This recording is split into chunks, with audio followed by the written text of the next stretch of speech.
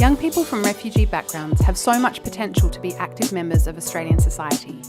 They are an incredibly resilient group with a vast array of strengths and capabilities. Last year, the New South Wales Government allocated additional funding as part of a commitment to take in more refugees displaced by the conflicts in Syria and Iraq.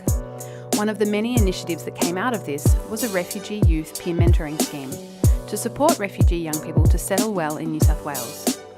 MYAN NSW was asked to co-design this alongside refugee young people. The idea arose from consultations held in 2016 with young people from across the globe and resulted in recommendations made for young people by young people.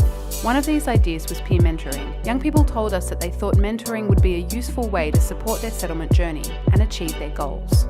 At its core, participatory design is a belief that problems that seem impossible to solve, like youth disengagement or social isolation, are actually solvable. And it means believing that people who face these problems every day are the ones who hold the key to their solution. This project was about putting young people at the centre and acknowledging that they are the experts on their own lives. We can't design effective programs for young people if we don't work as partners with them. MYAN NSW formed a project design team with our partner at Starts, Navitas, Settlement Services International and Western Sydney University, and of course, 2 young people from refugee backgrounds. We wanted to find out how peer mentoring could be used to help young people settle better in Australia. In doing so, we used MYAN's Youth Settlement Framework to guide our work. We started out by interviewing a whole lot of young people about their diverse experiences of mentoring programs. Young people who had been both mentors and mentees themselves, refugee communities and people from across the sector. Our team then ran a series of participatory design workshops. We ran 5 workshops, 2 of them specifically with young people, 1 with the sector and government, and 1 with the community. Our final workshop brought everyone together. About 80 people in total were part of the workshops. There were 29 organisations represented, and about 30 of those participants were young people themselves. The workshops were hands-on and interactive. We asked young people to think about what could have helped them when they first settled, and what their strengths and goals are. The co-design process also reinforced something for us.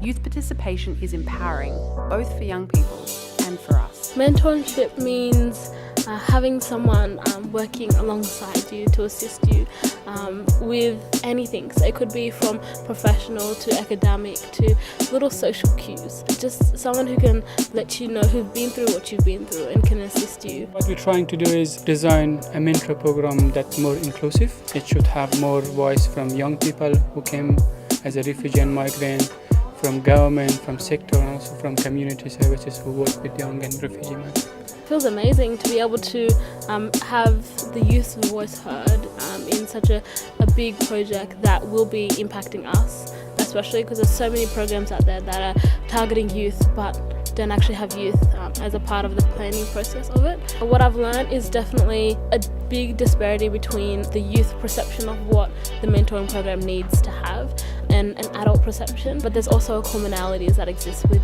in between. So having them all come together in the last workshop was really powerful. Before I didn't know that kind of services exist in our community, in our society, but since I talked with them, I realized that there's some mentoring program has existed, but it's not accessible for the people who are coming from refugee and migrant background.